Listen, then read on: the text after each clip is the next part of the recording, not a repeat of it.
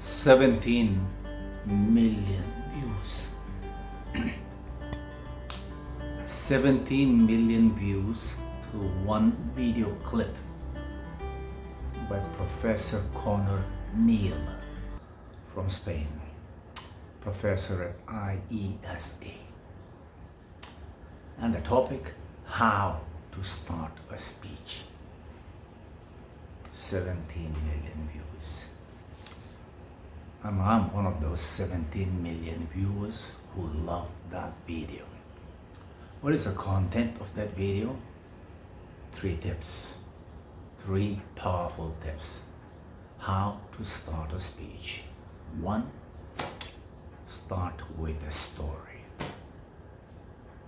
Not your once upon a time story, but a story about what happened last week, what happened in New York, or what happened at the project that you and your team were handling.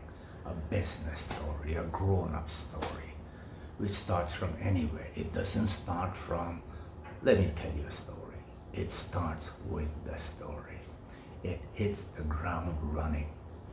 That's tip number 1 by Professor Connor Neal. Tip number 2 is to state a statistic, a unique fact, something that people may be unconsciously aware of, but hasn't been spoken of. Like the fact that a baby is born every 3 seconds in the world. Or, like Connor says, there are more people living today than have ever died in the history of mankind. Startling fact, verifiable fact, but amazing fact to start a speech with.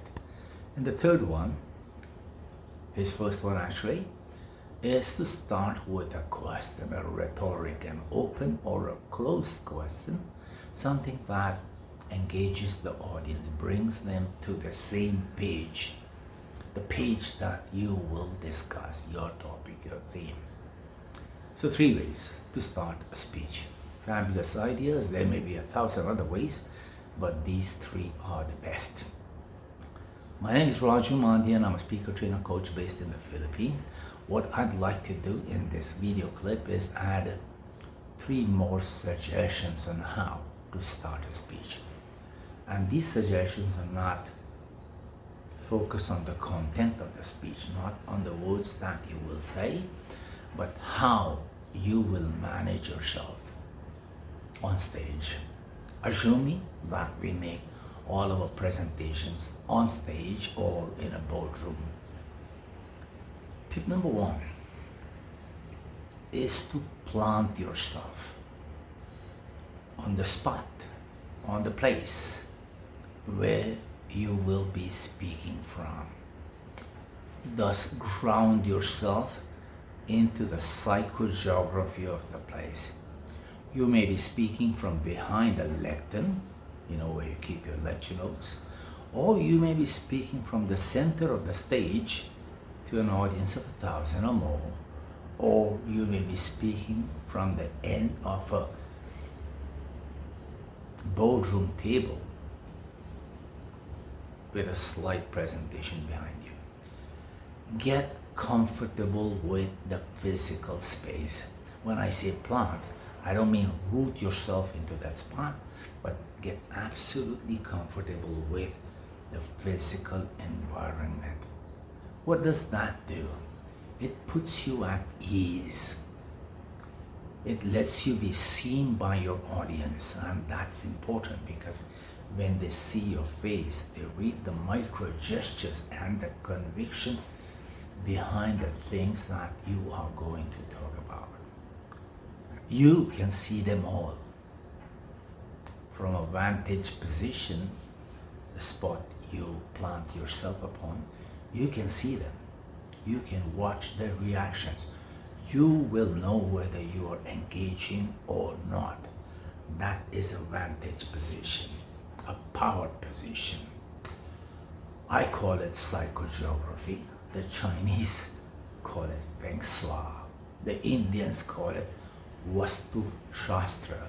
positioning. Actors call it blocking the space, owning the stage. So number one, plant yourself, come up to the stage, come up behind the boardroom table, stand behind the lectern, but plant yourself. Know that this is where you will be speaking from. Tip number one. Tip number two is to pause. Not in between, but just before you start. A few seconds of pause allows your mind to settle down. It allows your audience's minds to settle down. They may be thinking of 100 different things. Are they comfortable in their chairs? They may be thinking about the speaker before you, or what they might be doing for lunch or after the event.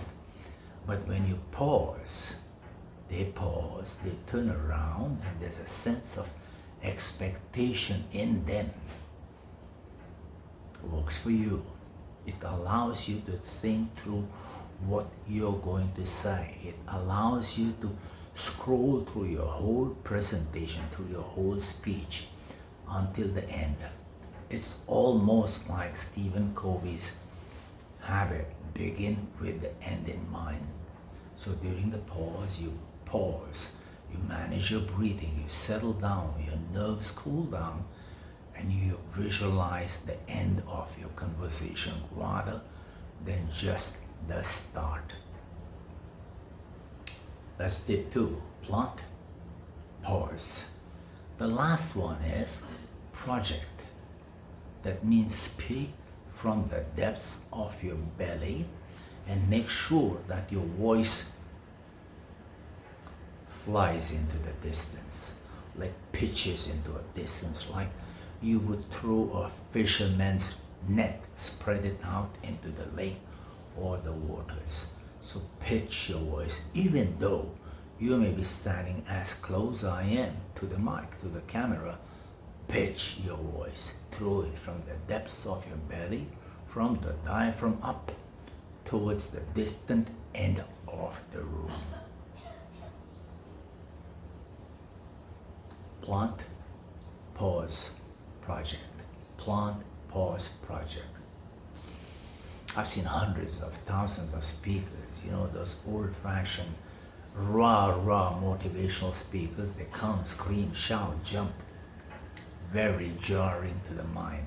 There are those who start nervously. There are those who begin to talk right away without recognizing or becoming aware of the fact if people are listening. Do they have their attention or not? But planting, pausing, projecting gives you an edge. Those are my thoughts on how to start a speech. Besides telling a story, besides stating a very unique fact, and besides starting with a rhetorical question. Plant, pause, project. As I mentioned, my name is Raju Manti, and I'm a speaker trainer coach based in the Philippines, and this is a post for my podcast called Authentic Influence. I hope you like it. If you like it, please share and subscribe.